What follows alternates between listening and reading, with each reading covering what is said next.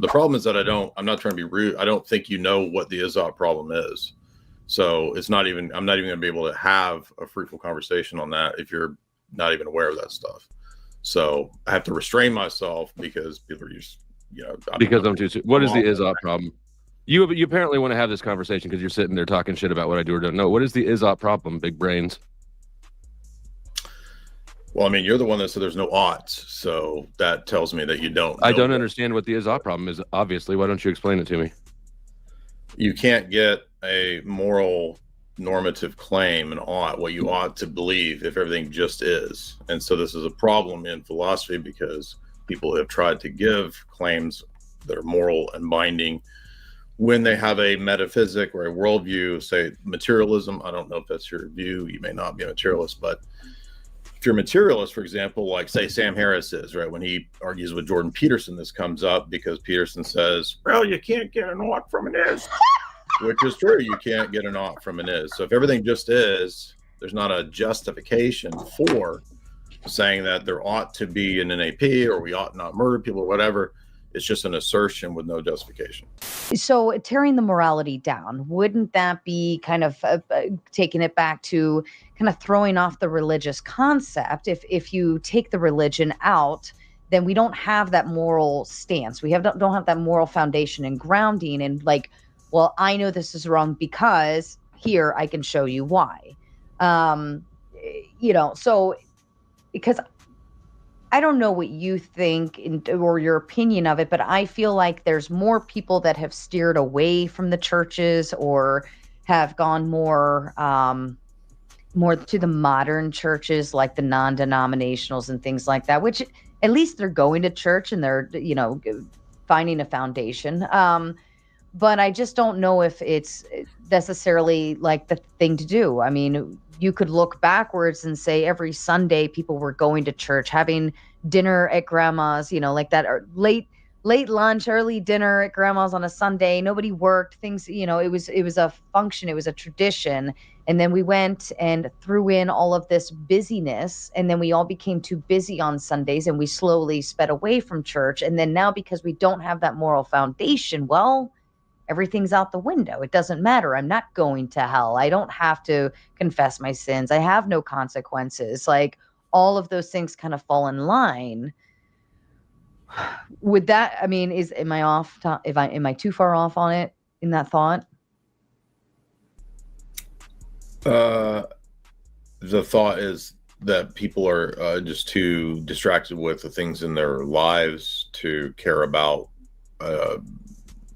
old medieval ideas or something. Is that what you're saying? Like, I feel like we've lost God, right? And it's kind of been removed from a good chunk of America where things are no longer, it's not a religious aspect. There's no foundation in my morals and values. Therefore, it doesn't matter what we do. There is no shame. There is no between abortion, TRANS, all of these different things. And I feel like that's a lot of that because my foundation on why these things are bad is, well, the Bible tells me I go to church and this is something I believe in and I can't say that any of this is okay and I'm not agreeable to it, but my foundation comes from growing up in the church.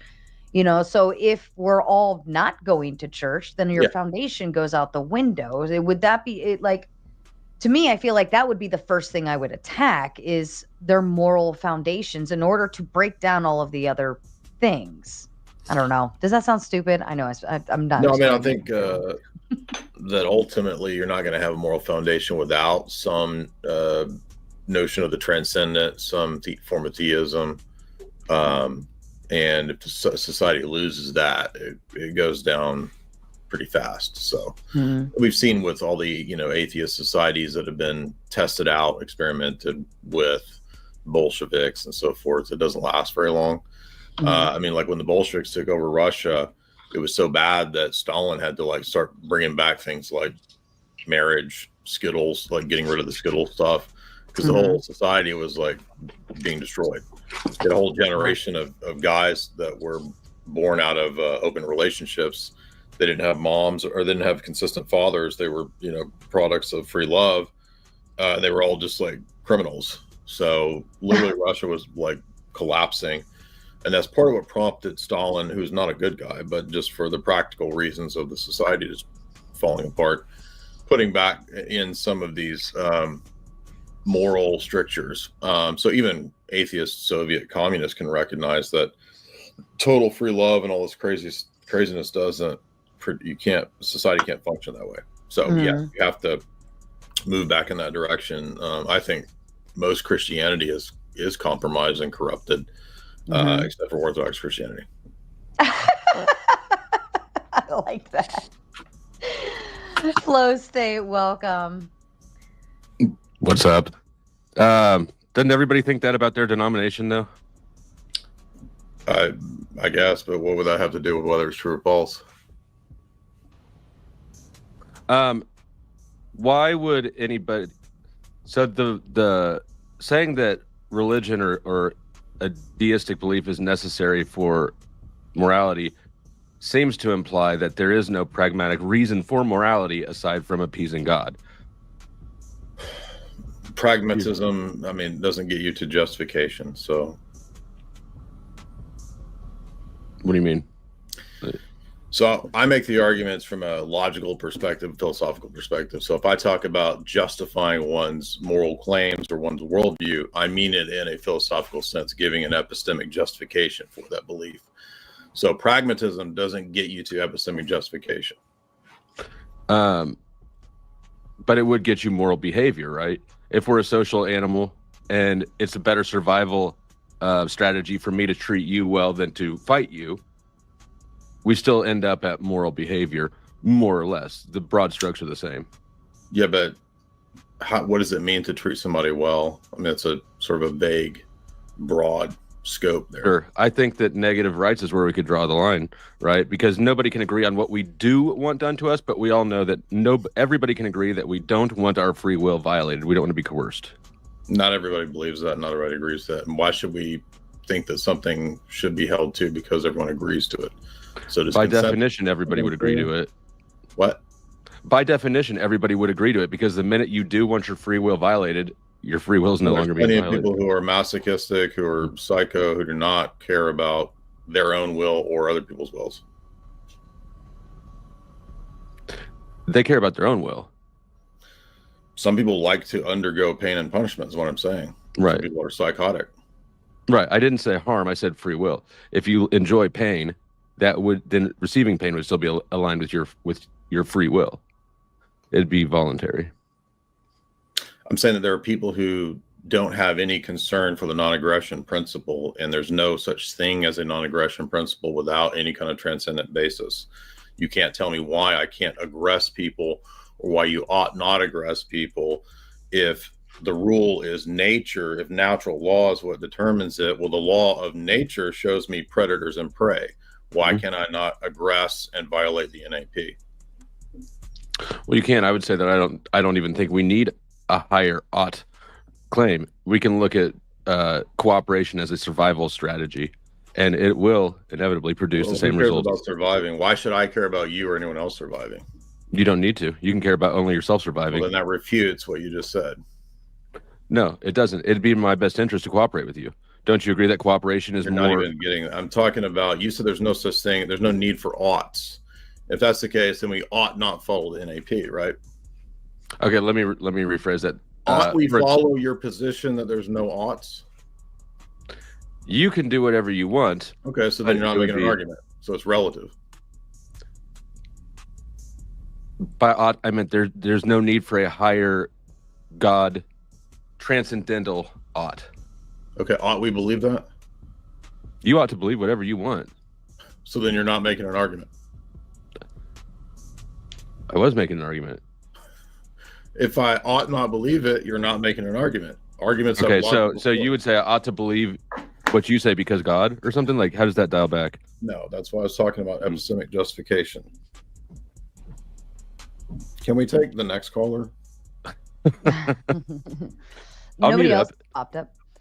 I missed the basis of the conversation, so I don't know where that was going or where that came from. Yeah, so I don't know. Take the next one. If anybody else wants to pop on, it is the link is pinned, you guys, if you have questions or whatever.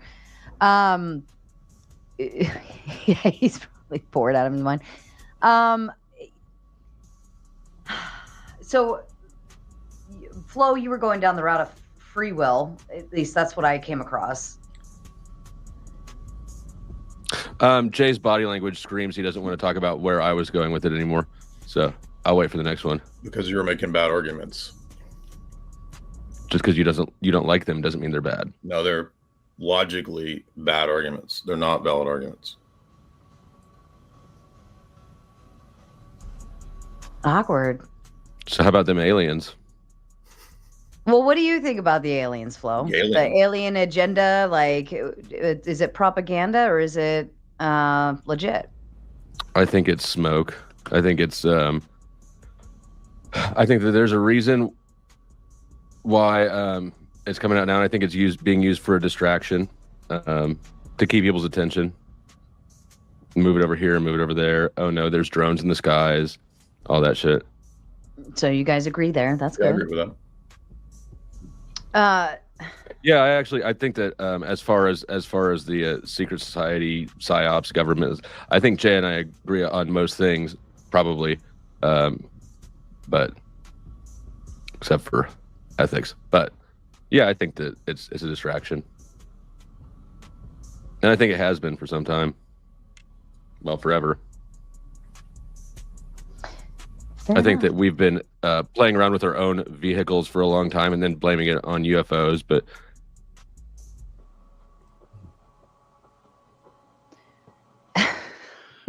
you guys, you did this. You did this, Flo. I didn't do this. Maybe I did this. It's all your fault. I'm sorry, Jay, for doing this.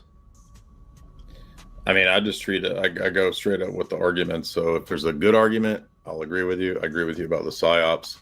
What you're talking about with ethics is complete just nonsense. It was just a bunch of gibberish and made no sense. So it's not personal, it's just straight up nonsense. Do you want to re-engage it or not? Now, we can talk about aliens.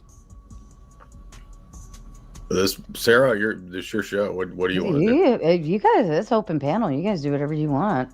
Is this your show? I'm confused. Well, open panel. Open panel does allow. I open discussions in all different directions. I'm very much into that. I never hold anybody to like, no, we're staying on this topic. So if it floats all around and does whatever, and you guys either yell at each other or have a beer, I mean, again, like I've had this debate probably 5,000 times. I'm happy to engage any libertarian. We can talk about the NAP. We can talk about is-ought problem. The problem is that I'm not trying to be rude. I don't think you know what the is-ought problem is. So I'm not even going to be able to have a fruitful conversation on that if you're not even aware of that stuff. So I have to restrain myself because people are just, because I'm too soon. What is the is-ought problem? You apparently want to have this conversation because you're sitting there talking shit about what I do or don't know. What is the is-ought problem, big brains? Well, I mean, you're the one that said there's no oughts, so that tells me that you don't. I don't understand what the is-ought problem is, obviously. Why don't you explain it to me? You can't get a moral normative claim and ought, what you ought to believe, if everything just is. And so this is a problem in philosophy because people have tried to give claims that are moral and binding when they have a metaphysic or a worldview, say materialism. I don't know if that's your view. You may not be a materialist, but if you're a materialist, for example, like say Sam Harris is, right, when he argues with Jordan Peterson, this comes up because Peterson says, well, you can't get an ought from an is, which is true. You can't get an ought from an is. So if everything just is, there's not a justification for saying that there ought to be an NAP or we ought not murder people or whatever. It's just an assertion with no justification. Couldn't the justification be that we are subjective beings speaking from our own perspective? Again, that's just a metaphysical assertion. That's not. So justification means to give a good reason for, a coherent reason for why that is the case or ought to be the case. So it's an epistemic claim. So would an ought because of God be a default to authority in a way? or a default. Well, if God exists, then he would If be God the exists. ultimate authority, but it wouldn't necessarily be a fallacy, no. So you're saying we should have oughts, and that people are not. We obviously do have oughts, because even if you engage in an argument like right now, Mhm. and you're arguing that somebody ought to believe a position, if it's true, then if something's true, there's this logical force that comes along with it that we ought to believe it. Mm-hmm. But what is with the is? Are you saying, well, I ought to do this, but this is what's actually going on, and you're like, No. I'm saying that if you take an example of a materialist worldview, that everything that exists is just matter, as an example, then there's no way to get from that kind of a world to it ought to be this way. You ought not kill people. If everything is just molecules bouncing around, then there's nothing that says that the molecules ought to be some other way. They just are. right. And so it's a logical non sequitur. It does not follow that you can say that it ought to be this way if everything is matter. It's fallacious. It doesn't follow. Don't you think that the ought is embedded in the cooperative nature of a conversation, right? The fact that we do that doesn't tell us that it ought to be done this way or that way. Not in a cosmic God commanded it sort of way, but in a prescriptive how to move forward sort of way. I think it does. But it's just begging the question, because how do we know that we're moving forward? That requires some kind of benchmark or standard for that value judgment. So it's missing the point. Okay, so you're saying that the ought. I It's think a well-known problem in philosophy. It's called the is-ought problem. It goes back to David Hume. So it's a problem that any type of metaphysic that does not allow for the transcendent typically falls into. But you're saying having an ought is a good thing. We ought not kill. We ought not. Everybody does, and they do it intuitively and naturally because there are oughts. Right. But so how you give an account for that is a different issue. Which is like where that ought comes from, like No, where it that's the stems questions from. I was asking to him was, you can say these things like we should have negative rights in AP, whatever, but you got to give an account for that. So that's what philosophy argues, is that it argues how we give an account for those things, for those moral claims, and whether those are good arguments for those things. I see. I guess I still don't get why we need a bigger ought than our own position, because we are arguing as individuals who have an interest in the outcome of things. To universality or objectivity, it's still subjective, so it can't get you to an ought. You can't get an ought from an is. So just saying that you have the position is another form of is. Oh, light bulb. So if we already have it's the another is, form of subjectivism and relativism. right? Like if it already is, then there is no ought, right? Like there, right? Oh no, yes, no. Am I lost? I'm lost. You're really in. Look up when you get a chance.